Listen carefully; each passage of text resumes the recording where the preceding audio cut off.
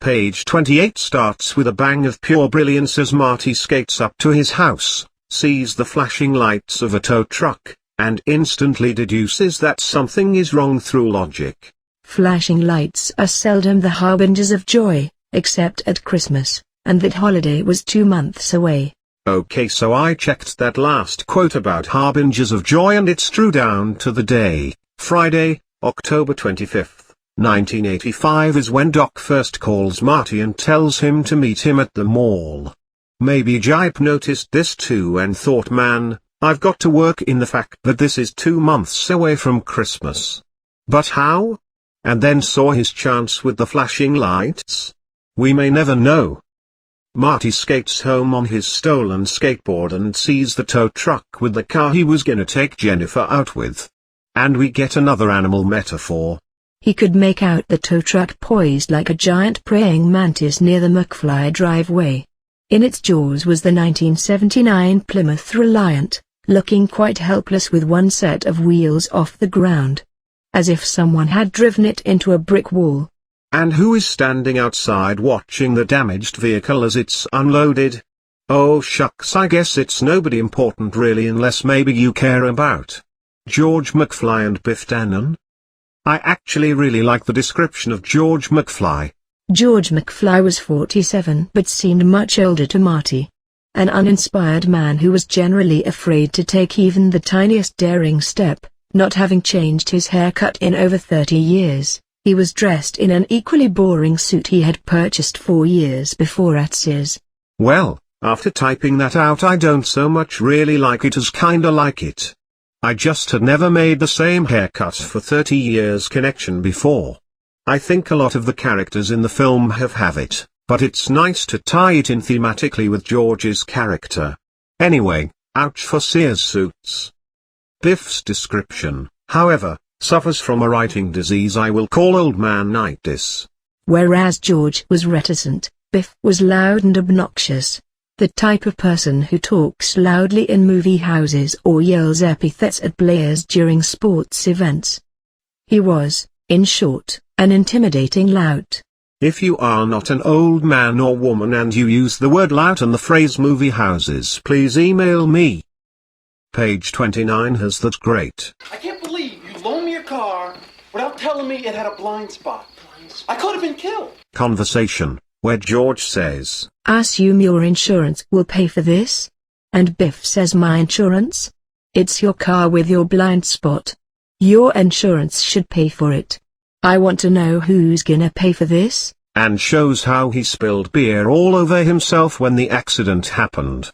It survives in the book relatively unmolested. But then instead of it letting us reach our own conclusion of drinking and driving, Biff really is a jerk. The book has Marty spell it out for us just in case we're dumb. "Maybe the judge who hears you were drinking while driving will pay for it," Marty interjected. And I'm glad they cut it out because courts don't work that way, right? Judges don't normally pay for damages in the cases they hear that are otherwise unrelated to them. At least that is my understanding from television. Biff tells George McFly to "Tell your kid to keep out of this, McFly." And I continue to be bothered how the book spells it out to and not outer. George offers a 20 to Biff for his suit. Marty quips, "That'll probably pay for 2 of those suits." And Biff flushes and then tells Marty to shut up, but then entirely fails to refer to him as if he has got a butt for a head. I certainly hope Butthead shows up soon, because if nobody gets called a butthead in this book then I'm not sure why we're reading it. Afterwards we get the "Do you have my reports for me, McFly" scene and George says, "I thought I'd do them later," and we get the Think, McFly, think scene, and it's all like in the movie, which means it's also good. Only here in the book, Marty watches it and we learn that he feels like he might throw up. Because his dad is a wimp and also because he just realized his date with Jennifer was out the window. What kind of day has it been, Marty? It had been the worst of all possible days. Knowing that we have just witnessed the worst day in human history for all people across all possible timelines and realities, we're now on page 31. It has to go up from here. Everyone. Stop everything you're doing because I have some bad news about buttheads. Turns out, that word was something that actor Tom Wilson brought to the character of Biff on his own, which means it wasn't in the script, which means it's not going to be in this novelization. I know, we're all about to type out this emoticon, so allow me. Angry face. Pages 31-32.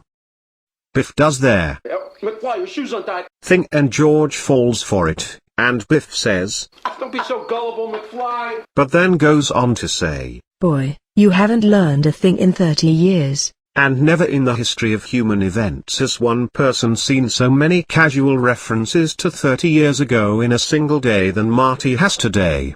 He watched that 50s era atomic bomb film at the beginning, remember? Jennifer went on and on about the 50s and even name-checked Twelk, whose show started in, wait for it, 1955, and now Biff is dropping 50s bombs too. I'm glad they toned that down some in the film, because there's foreshadowing and then there's.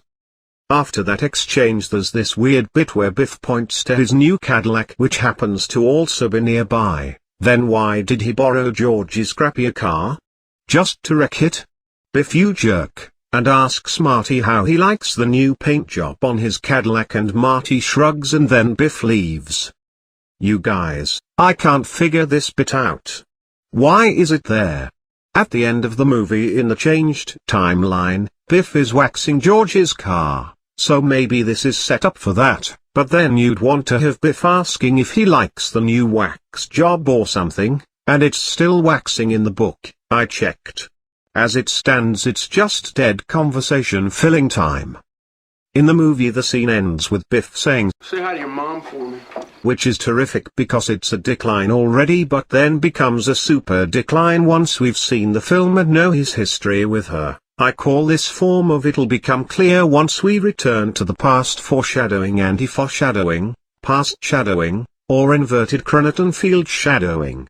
But honestly, anything would be stronger than Biff's hey by the way do you like my car exit like in the book here. Marty goes in and George gets the sweet I'm afraid I'm just not very good at confrontations. line from the movie, yes, but again Marty has something to say in response. Confrontations, he says, you didn't even practice self-defense. The scene ends in the movie thus wise. The car, Dad. I mean, he wrecked it. He totaled it. I needed that car tomorrow night, Dad. I mean, do you have any idea how important this was to me? Do you have any clue? I know, and all I can say is I'm sorry. The book version, in comparison, is hilarious. Dad, look at the car, Marty persisted.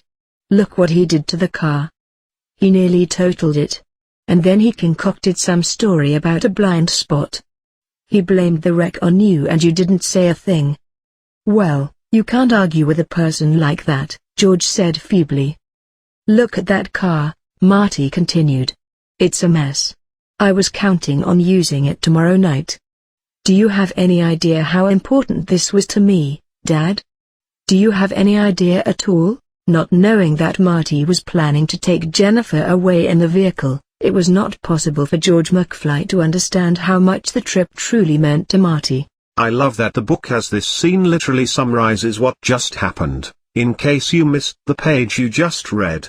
And then it tells you that it's not actually possible for George McFly to know what Marty's asking. Amazing. Pro writing tip, nearly totaled is a very odd choice here, it weakens the drama in a weird way and for zero benefit. You're the writer, why not go all out? Destroy the car. Destroy the car.